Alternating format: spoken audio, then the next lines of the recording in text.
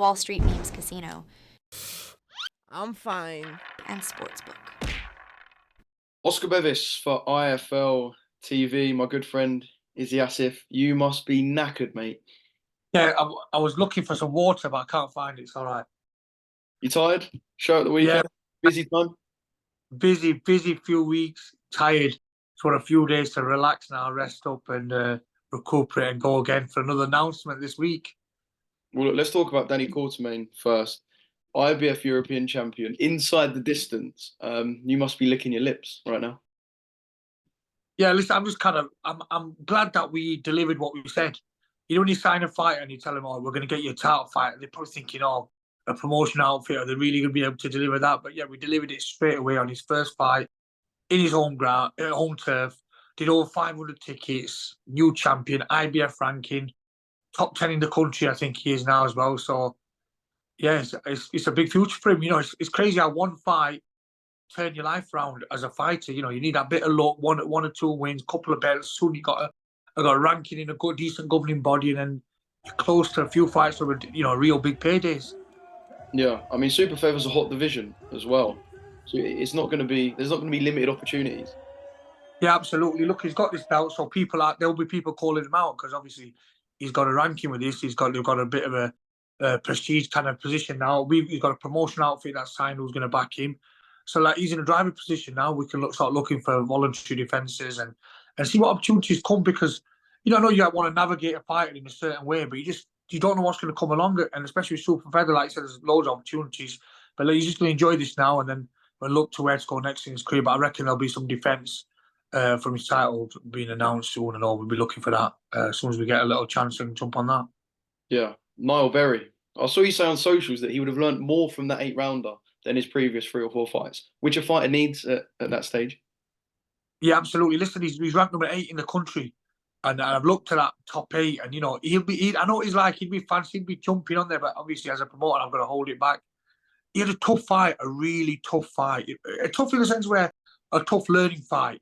You know, he didn't blow him out there. This was a tough Mexican who wanted it as well, and the durability were there, and all the ring craft were there. And Niall's learned so much from that, and he come off, said, he goes, oh, you were tough, man. That's what I want, because it's all good signing them, rolling them over, or getting them foreign over. He takes about how much they actually develop and learn from that.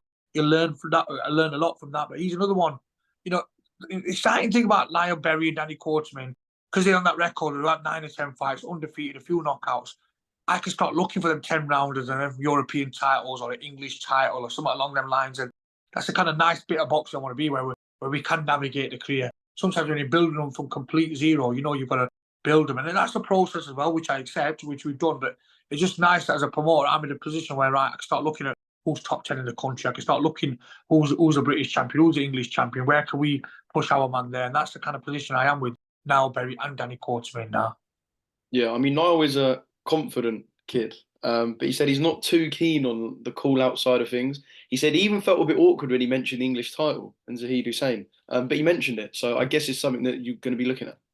Yeah, of course. Yeah, actually, I was on phone to Steve Wood this morning, who I'm sure manages Zahid. I didn't say anything. I just so much other things on. But yeah, Niall's not that kind of kid, and he's not his style to call people out. And sometimes you just got to stick to what your style is. I know a lot of people do it. A lot of fighters do it for showmanship or. You can't force it, can you? You can't force it. No, I think you've just got to be who you are. And he's one of them no-nonsense kind of kid. But I don't know, something about this Niall Berry. He just, whoever I put with him, I don't think he'll faze him. He's just one of them who's got a poker face about him, which excites me. Really excites me. And same with Danny Quartermain. They're not them kind of fighters who are going to have to give it a lip. And they generally believe in the kind of style and their skill set. And they just go about it, which is nice. But sometimes we're going to sign fighters who are going to have to give it the large one and give it the mouth and get the back and forth on the social. It's all part of the game. But yeah, Niall Berry is definitely not one to talk a lot. He's all action, all fireworks, standing in the middle of the ring, and he'll just give it. The guy just loves fighting. It's quite easy. It's simple as that.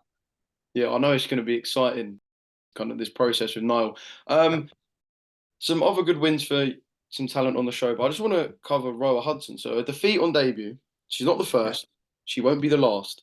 But it's never nice. Did you speak to her after? Like, how do you kind of help a fighter cope with that? I've actually been on phone to her this morning, and she was really down, and I felt this from her yesterday. Well, a text I got from her, so I feel like I'm going to call her probably after this to know it's important because it's tough, emotionally as a fighter when you lost and you feel like the world's against you and nobody wants to talk to you. You've got to give them time. And I'm going to talk to today, but it's not easy to lose your debut in front of your own crowd. To lose it as a fighter, we have a certain element of what is the ego, but pride as humans. And then when you lose, it always dents that pride, and you think, oh, I shouldn't be mean. I've let people down, and you start getting negative thoughts in your head, and things could go down the wrong avenue, not just for Roa, any fighter. It's important they have that kind of counselling or friendship or social circle who can put their arms around them and say, look, it's boxing, it's part of the game. You win some, you lose some. It's important because it can be a lonely sport, this boxing game, and particularly when you lose, you think nobody cares about you, everybody against you. You start getting whispers in your ears and people telling you this, and it could be a dark, dark place, this boxing for. See, I've learned when I had my defeat, I remember every single phone call I got after I lost, and that phone call meant so much to me. And I just remember that feeling. I thought, and obviously as a promoter now, I know when somebody's took a loss like that, I need to give them time and just explain to them, look, it's part of the game, give them that positive kind of energy and feedback, really, because we can all like dwell on it and be negative, like, where's that going to actually get? So giving that bit of hope and let them know, look, we'll come on a show again and we'll put her back on, let her get a win on the GBM show and go back to Midlands and kind of get back on winning ways.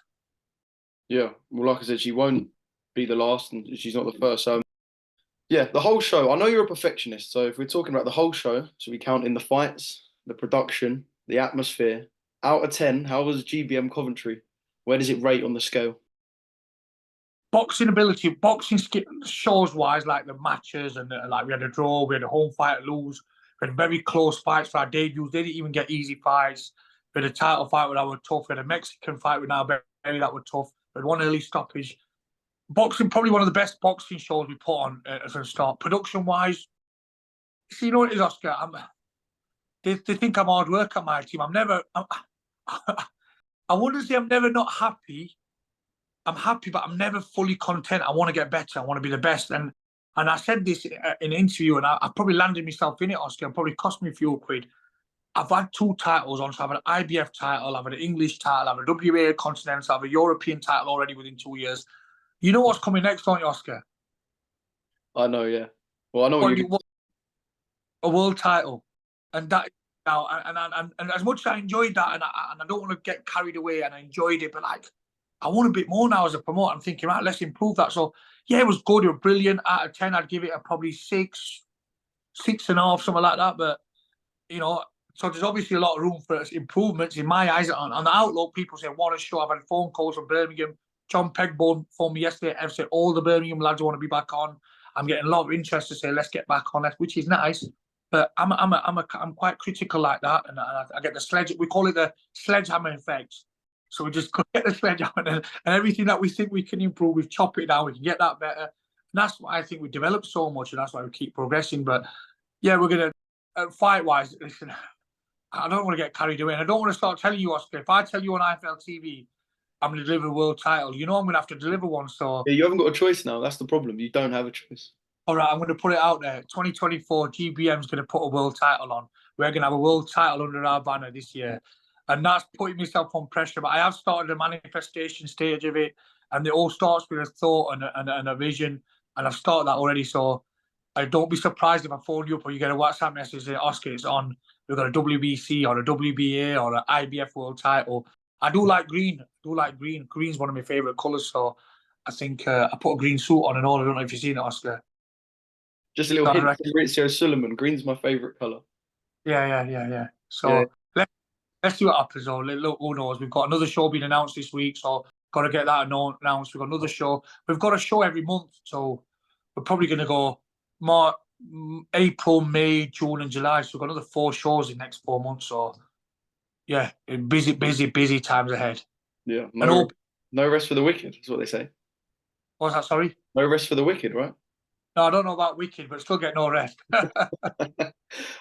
Just quickly, I've got to cover obviously what we saw on Friday. First off, it was good for you to move your Coventry show to Saturday so everyone was allowed to watch the Joshua and Ngannou fight. Talk to me about what we saw between Anthony Joshua and Francis Ngannou. I'll tell you on that note, like we was meant to go on this Friday. So sorry, we were going to go on the Saturday originally. That's what we all. I was saying I don't want to clash with the AJ fight, and then I got a phone call saying AJ's is going on the Friday. We're like, wow, that's worked out well. So we were lucky that it landed the day after AJ's and Saturday. But yeah, what was as I predicted, I thought Fury made him look freaking like a boxer where he's not. Fury weren't up for Ngannou, and I had no doubt whatsoever AJ going to take him out. I said within 6 rounds, he did it within 2. I said within 5 to 6 rounds. I said on TalkSport, he did it in 2 rounds.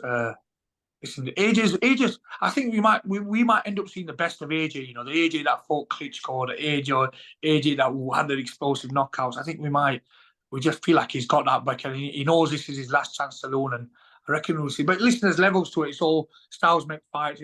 It's all right knocking Ngannou out, who's a complete novice of a boxer. But you know, it's just styles, and you know, depends who you're put up against. So. Yeah, but well done to him. And I think we're going to see the mega fights this year. Next 18 months, we'll see the huge fights, you know, heavyweights. This year, I reckon, you'll see the big one.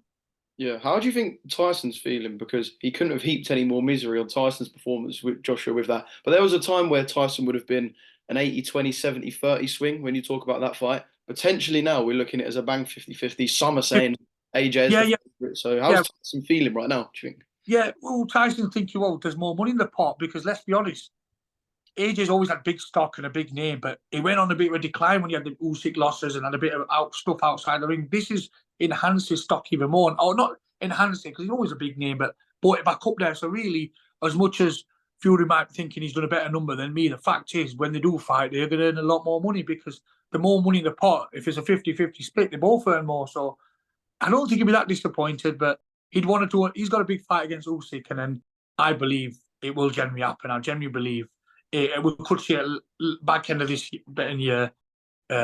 We could see that.